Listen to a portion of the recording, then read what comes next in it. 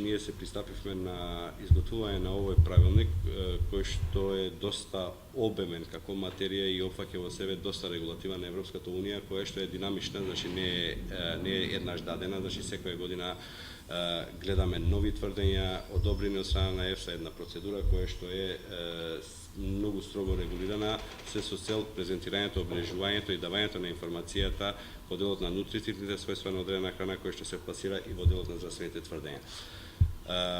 Ние правилникот го работевме заедно со представниците на операторите кои што се инволвирани, како што се и произведувачи, така како што се и трговци кои што везуваат таква храна во Република Македонија. И како резултат на сето тоа во мај го донесовме правилникот.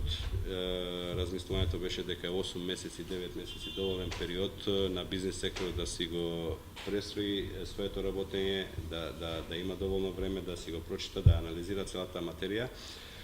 А и ние во другата страна да си направиме тие процедури внатрешни во смисла на комисија, на одобрување на сите сегменти што се однесуваат во оваа област, за да оној момент кога ќе почнат фирмите, компаниите да аплицираат за одобрување за здравствените тврдења, значи тука ќе потенцирам здравствените тврдења, бидејќи тие подлегнуваат на одобрување, додека нутритивните тврдења значи се опишани во самиот правилник како мора да изгледа и тоа е обврска на самиот оператор сам да си го направи, а ние да го контролираме дали тоа го прави на адекватен начин. Апелирам уште еднаш до бизнис заедницата да почне да поднесува барања и за да имаме ние доволно време да ги дадеме нашите мислења, нашите одобрувања, за да можат и тие понатаму непречено да си го работат својот бизнис. Свесни сме дека во оваа област имаме доста долг период на адаптација, доста долг период на работа на терен, значи и нормално ќе ги примениме сите механизми што ни стојат на располагање согласно закон. Значи сигурно ќе дојдеме на позиција дека ќе имаме прекршители свесни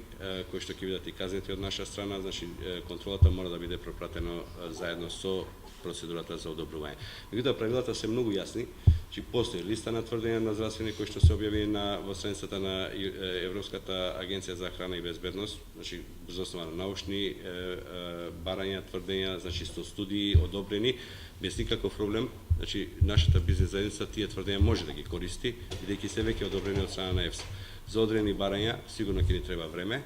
Во рамките на комисија за тие што не се одобрени, значи самиот оператор ќе мора да ги со научна студија да ни покаже дека тоа што го кажува е издржливо научно и дека не представува нити никаков ризик, нити пак од друга страна ќе направи заблуда на потрошувачот. Покрај тоа ние не само да го одобриме производот, значи ние ќе го одобриме и самиот начин на упатство внатре што ќе имат како содржина, како информација за потрошувачот, вклучувајќи го и изгледот на самото пакување, значи се со цел да не насочува на некои својства кои ги има, а ги нема, или спречува некои работи како здравствени тврдења, а воопшто го нема тоа како својство тој производ.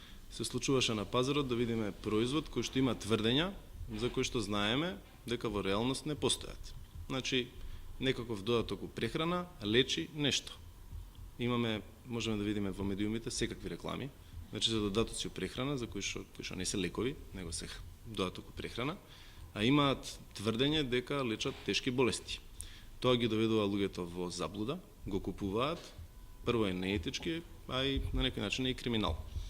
Во Европа тоа е регулирано. Ние практично баравме да агенцијата сето тоа го среди, го доведе во ред, согласно правилата на игра во Европа.